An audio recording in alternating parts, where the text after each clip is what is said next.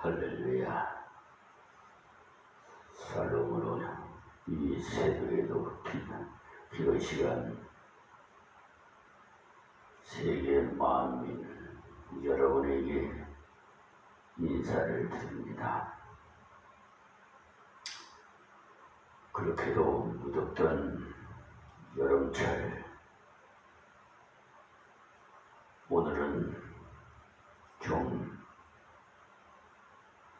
시원한 그런 바람이 불어오네요.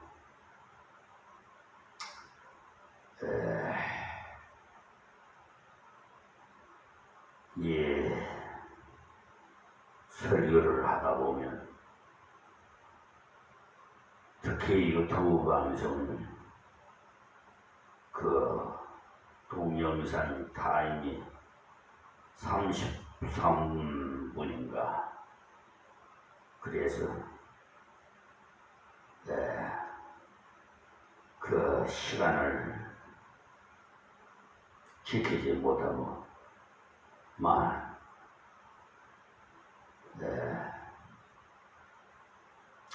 제어를 하지 못해서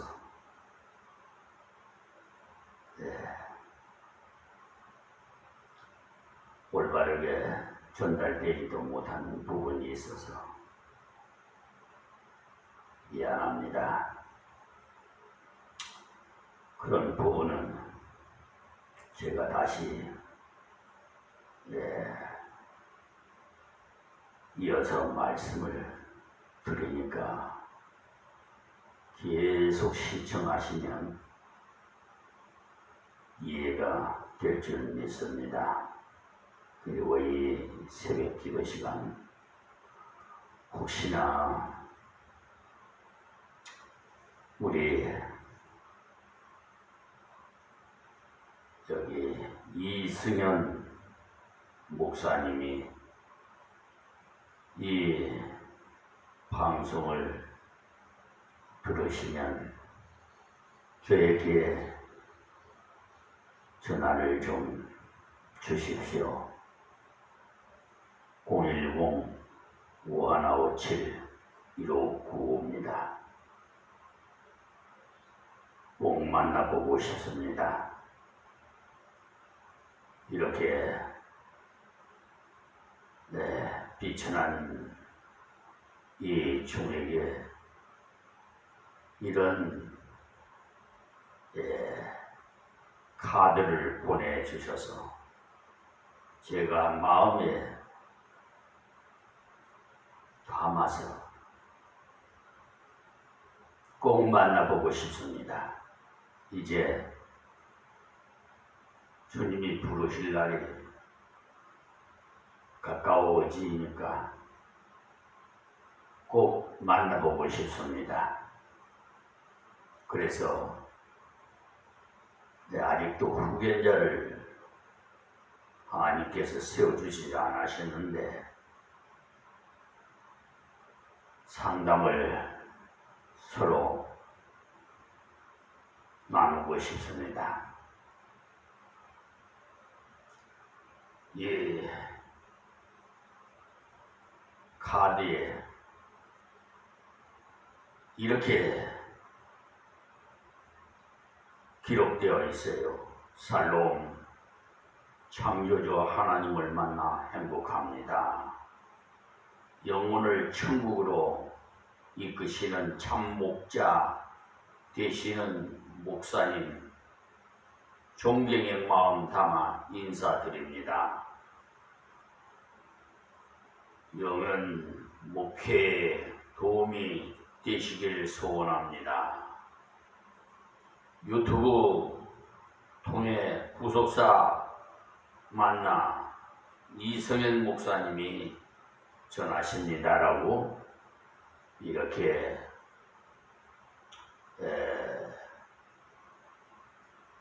대변이 같이 이렇게 기록이 되어 있는데 어쨌든 이승현 목사님 이 유튜브 방송을 시청하시고 들으시면 저에게 꼭 전화 좀 부탁드립니다.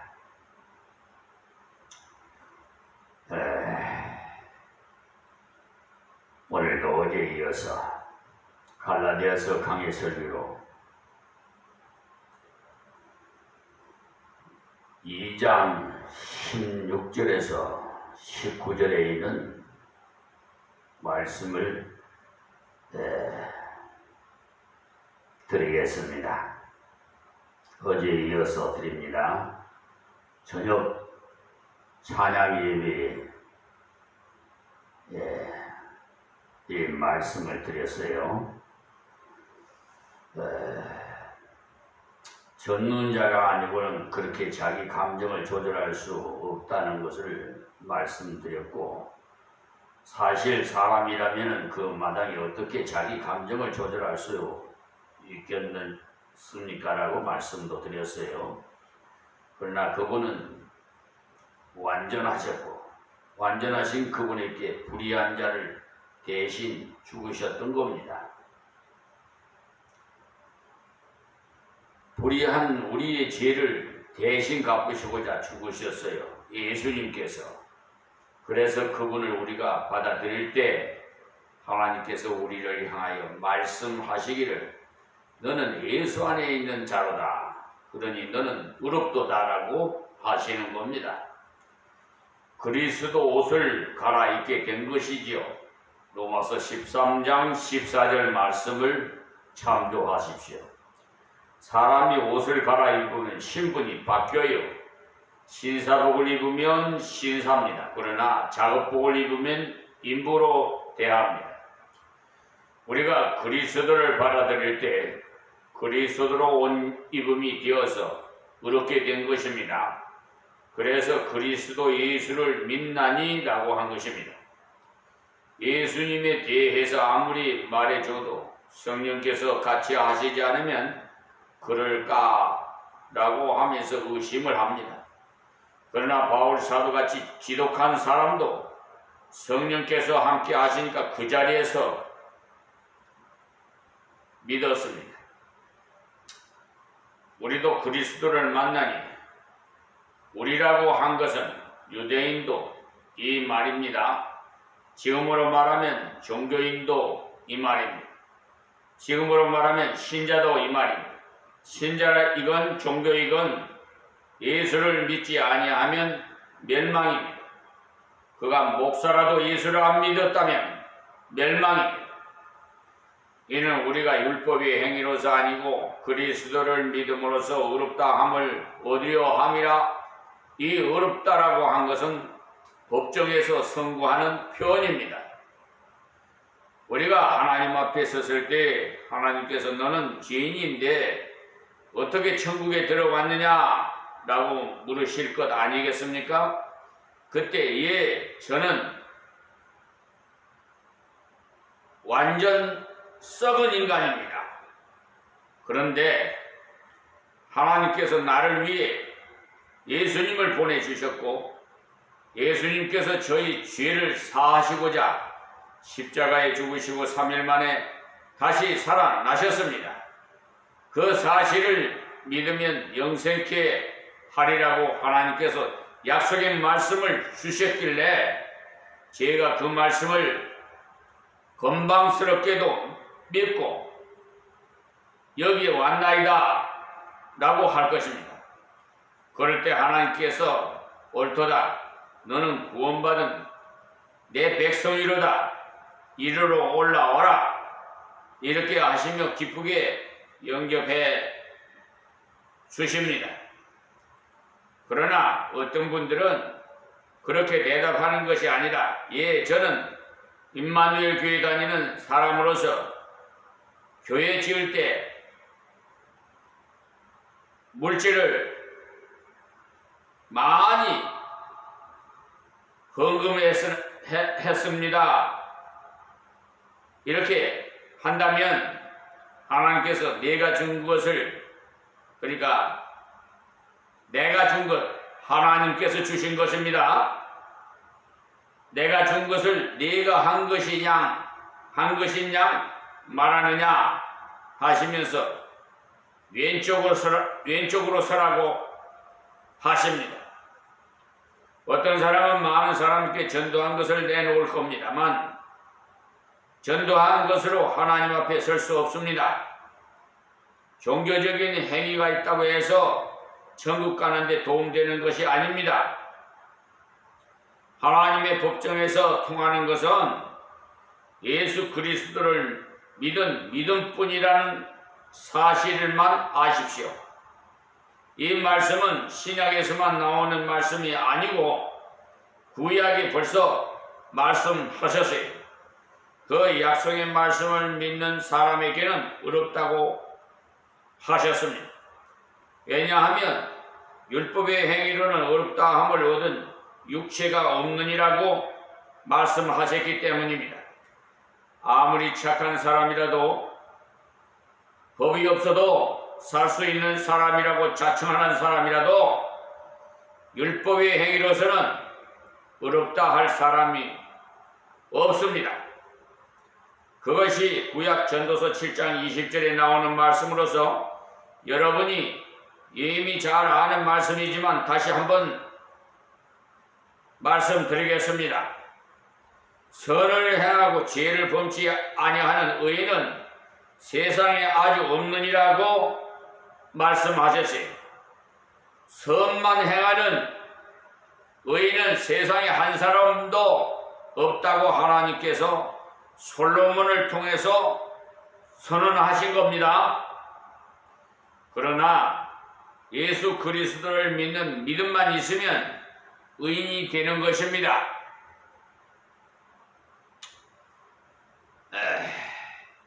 하나님께서 너는 내 딸이요 내 아들이로다 라고 인정하시면 관계가 달라지는 것입니다. 그리고 이 칭의를 받을 때 성화가 시작되는 거예요. 여러분이 깨끗하고 진실하고 합당하게 사는 기초가 바로 의롭다 함을 받는 칭의에서 시작되는 것이에요. 이것 없이는 눈치 보는 사람이 됩니다. 어떤 사람이 어느 집 가정부로 들어갔더니 주인이 몇 시에 무엇을 꼭 하도록 정해주고는 한 번이라도 틀리면 파면이라고 한다면 그 가정부는 시간 지키고자 떨다가 오히려 제 시간에 일을 하기는커녕 그릇만 깨게 될 것입니다. 조심을 너무 하다 보면은 일이 진행되는 것이 아니라 사고만 나요. 그러나 주인이 이제부터는 너는 우리 집 자식과 같으니 걱정하지 말고 마음대로 우리 집 물건을 사용하고 혹 깨도 괜찮으니까 부담 없이 일해라 하고 자유함을 준다면 자신 있게 일하기 때문에 그릇도 잘 깨지 않습니다. 저를 하나님께서 노년에 보살펴 주라고 저 김포 바른 요양원 센터 박민정 센터장 시설에서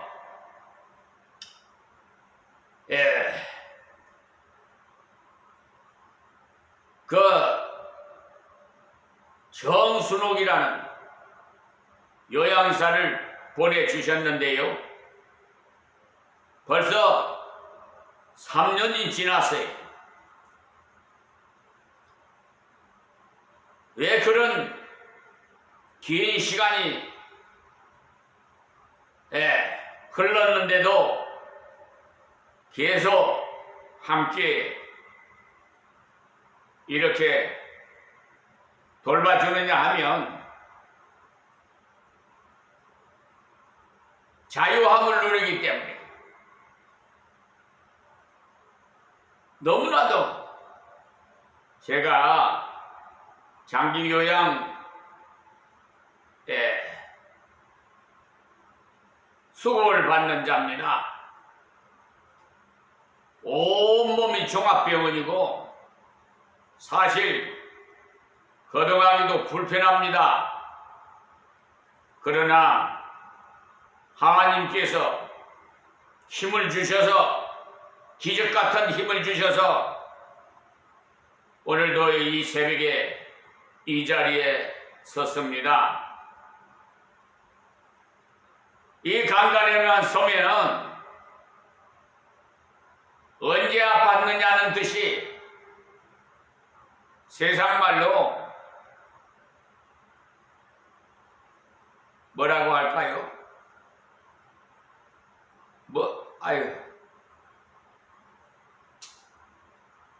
그러니까 꾀부린다고 할까요? 꾀부리는 것 같이 보일 정도예요. 기적이, 하나님의 기적은요, 어떻게 보면은 우리의 그 생각과 상식과 이론으로 생각하면은 깨부리는 것 같아. 하나님의 기적은 말이에요. 그래서 지금 제 온몸은 머리부터 발끝까지 종합병원이 하나님께서 적대 적소한 그런 대학병원과 또 뭐 종합병원 이런 일반 동네병원 할 것 없이 적대적시에 그 맞는 주치의사를 붙여주셨어요. 그래서 그 처방하는 약으로 한 주먹씩 약을 복용해요.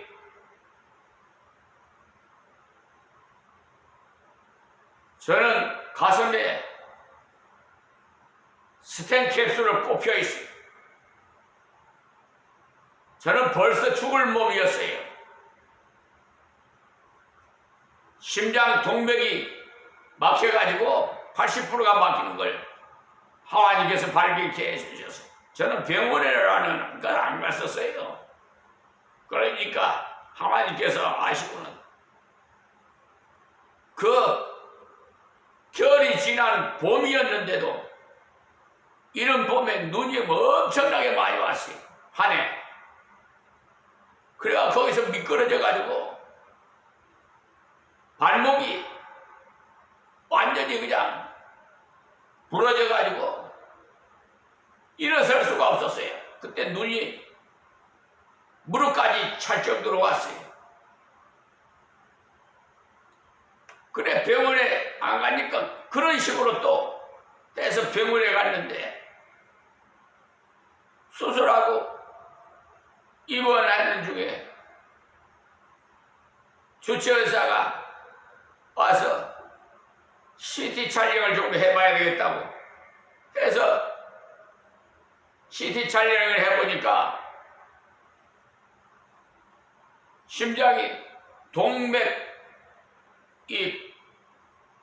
80%가 막혔다는 거예요.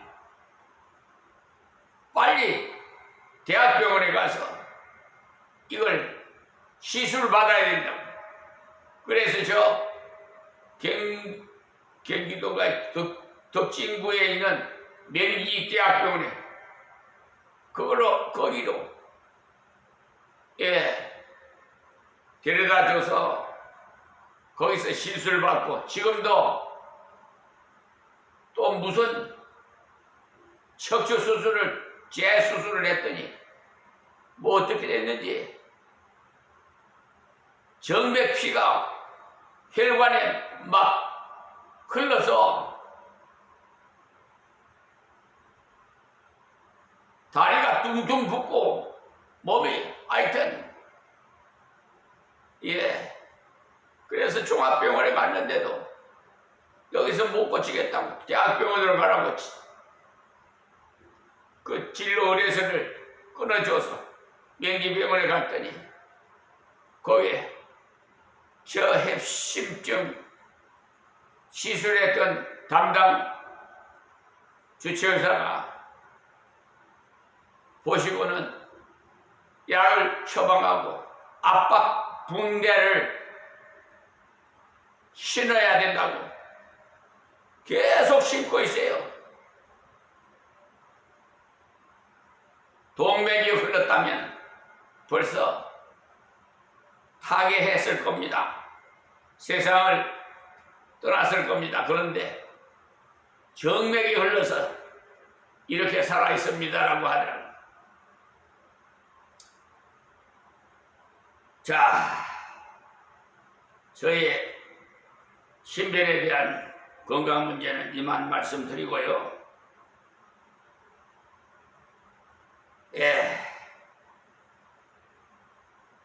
우리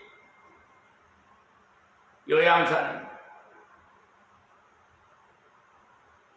가족같이 정말 정분만 안 나누지 잠자리만 같이 안 하지 하루 3시간씩 얼마나 잘하는지 몰라요. 정말 제가 이 세상 이 나이 먹도록 살면서 받아본 그 모든 대우랄까 예의랄까 식사랄까 보살핌 이런 것이 최고예요. 저는 정말 감동을 받고 그래서 요양사한테 그랬어요. 그 센터장한테도 내가 하나님 부르시는 그날까지 제 곁에 있어달라고 제가 그렇게 부탁을 했어요. 그리고 앞으로 우리 박충원 목사에게도 의형제를 맺었는데 그 의형제에게 내가 부탁을 할 거예요. 자식을 이남일녀지만은 큰아들은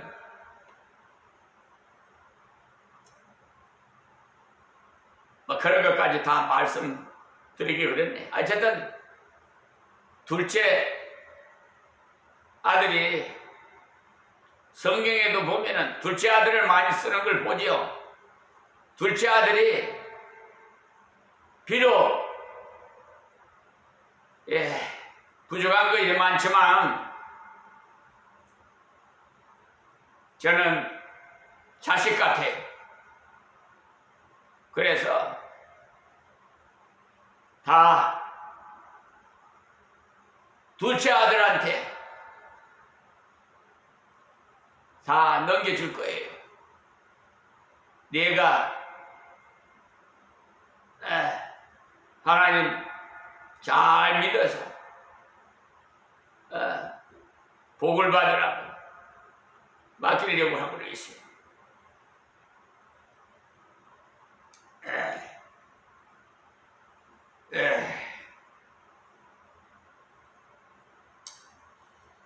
어렵다는 시기를 받게 되면 먼저 하나님과 화목하게 되고 우리는 점점 성화되어 갑니다. 그래서 자신 있게 걸어가게 되고 그래서 이 사실을 자꾸 일깨워줘야 돼. 여러분은 이미 배우고 알고 있지만 또 가르쳐 드리는 것을 하다가 보면 나도 모르는 사이에 마귀의 꼬임에 빠져 약해지기 때문에 마귀는 우리의 행실을 자꾸 늘어서는 내 행동이 그래서야 천국 가겠나라고 합니다. 그러면 맞아, 내가 십자가 되어서 이래 가지고야 어찌 마귀는 또 보상의 권리를 가지고 나와요. 그럴 때마다 맞다, 나의 행위로 본다면 안 된다면, 하나님께서 나의 부족한 행위를 모두 예수님이 짊어지게 하셨다. 주님께서 나의 부족을 대신 다 감당하셨기 때문에 나는 감히 하나님 말씀을 믿음으로 걸 수 있으니 네 걱정이나 해라 하고 하면서 마귀에게 도전하십시오. 하나님의 자녀는 그만 걱정할 필요가 없다는 이 사실을 믿으시고 걸어갈 때 진정한 성화가 이루어지고 거룩한 삶을 살 수 있는 능력을 받게 되는 것입니다. 자, 17절 말씀이에요. 만일 우리가 그리스도 안에서 의롭게 되려 하다가 죄인으로 나타나면 그리스도께서 죄를 짓게 하는 자니 결코 죄를 짓게 하는 자냐? 결코 그럴 수 없느니라 했어요. 이 말씀이 무슨 말씀이냐면 바울이나 베드로 또 모든 그리스도인들은 예수 그리스도를 믿음으로 말미암아 의를 얻었어요. 그런데 중간에 가다가 변심해가 율법을 지킴으로 천국 가겠다고 한다면 예수 믿는 것이 실패로 가는 길이 되었다는 겁니다. 왜냐하면 율법을 지키다가 중간에 그만두고 예수를 믿었다가 다시 율법을 지키겠다고 돌아갔으니 그동안 율법을 제대로 지키지 못했으니 결국은 예수님께서 죄 짓도록 한 장군이니 아니냐는 말입니다. 그러나 천만의 말씀입니다. 베드로, 당신이 만일 그런 행동을 계속한다면 전에 의롭게 되었는데도 불구하고 다시 율법을 지켜야 의롭게 되는 척하고 율법을 지키는 유대인만 구원받는 것처럼 행동한다면 예수 그리스도께서 당신과 유대인으로 하여금 죄짓도록 한 역할을 한 것이 아니냐라는 것입니다. 즉 예수님께 모독이 된다는 말입니다. 여러분이 복음적으로 잘 살고 있다가 율법주의로 기울어지면은 마치 예수님께서 여러분으로 하여금 죄짓게 만든 장본인이 되는 것이니까 아주 악한 자가 되지요. 다음 18절입니다. 만일 내가 헐었던 것을 다시 세우면 내가 너를 범법한 자로 만드는 것이라. 그러니까 헐었던 것으로 세운다는 말은 율법으로 구원받는 것이 아니라고 율법을 헐었는데 다시 그것이 아니니 율법을 다시 지켜야 되겠다고 나온다면 스스로 범법한 자가 돼서 스스로 율법에게 맞아 죽는다는 겁니다. 여러분이 율법주의로 돌아가면 망하게 됩니다. 우리는 사람에게도 주 예수를 믿음으로 자유를 얻는 사람이에요. 그래서 그 누구에게도 매이지 않습니다. 다만 하나님께 매여 있습니다. 우리는 율법에도 매이지 않습니다. 우리는 오직 성령께 매여 있고 하나님께 매여 있는 굉장한 존재임을 자부하시기 바랍니다. 뒤에 가면 나옵니다마는 율법은 몽학선생이라고 나와요. 몽학선생이라는 것은 옛날 서당에서 기초만을 가르치는 선생입니다. 갈라디아서를 기록할 당시에는 1살부터 6살까지 데리고 다니면서 공중 화장실이 어디에 있는지 등등 그런 것들을 가르쳐 주는 선생이 가정교사로서 요즘 가정교사와는 다릅니다. 그 집 종이 몽학선생이 돼서 도련님이라고